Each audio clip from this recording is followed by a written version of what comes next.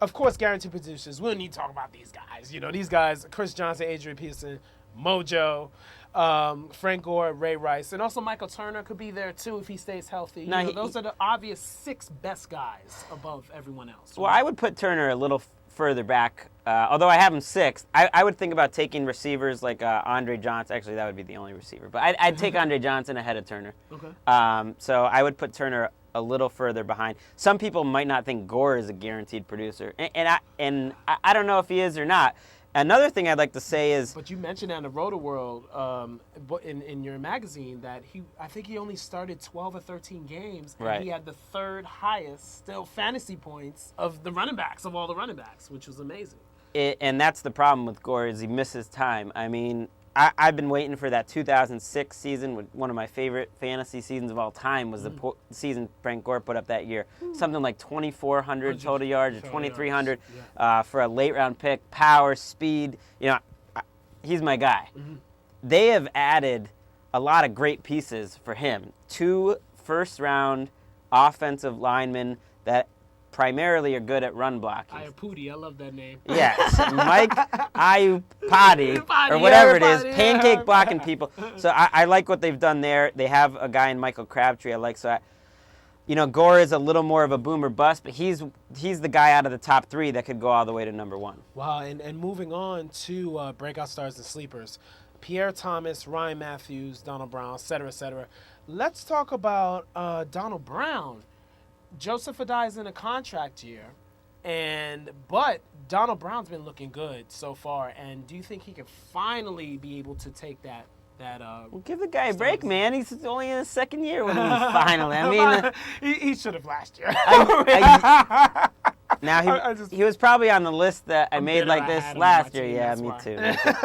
But a lot of times, guys like Donald Brown struggle as rookies, and guys like you who owned him give up. They're like, I don't want any part of Donald Brown, and that's where the value is. So you always got to be thinking about value as fantasy owners. He's going to be taken a lot later than he was last year, where in reality he's probably in a better position now that he understands what it takes to be a pro. I mean, a year ago, he's coming out of Storrs, Connecticut in the Big East.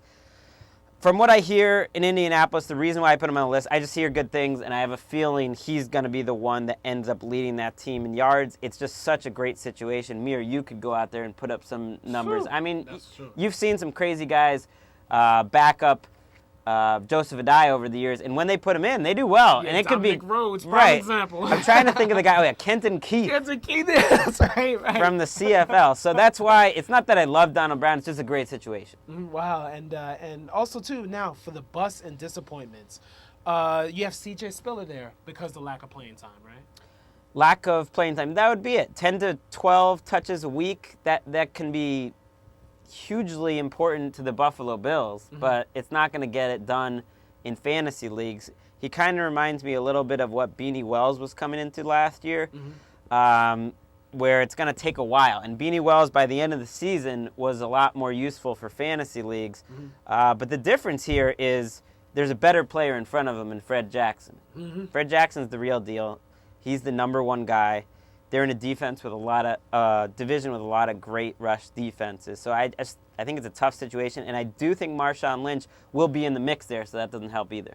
Yeah, that's true. And the C.J. Spiller, I think he's going to be more effective if you're in a league that counts kick return or punt return yards. He will be the guy because him and McKelvin receiving kickoffs, oh my goodness. I mean, they're going to be dangerous, definitely. The special teams will be the best part of the Bills this year.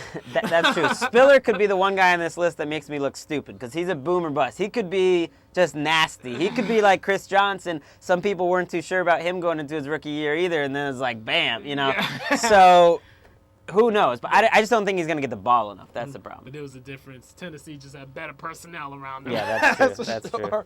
And one more question I wanted to ask. Darren McFadden, have you given up on him?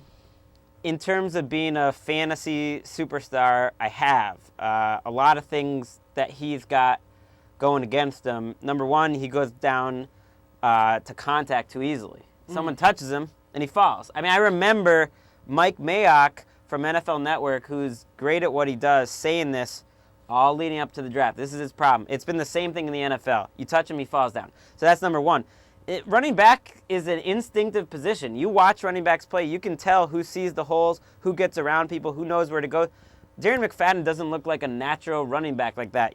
His teammate, Felix Jones, to me, is a lot more of a natural back. Chris Johnson's about as a natural. You can't teach that. You know what I mean? Right. He sees things happening. Darren McFadden, to me, seems like he's playing video games. He doesn't see it. You know what I mean? He just sort of runs into the line.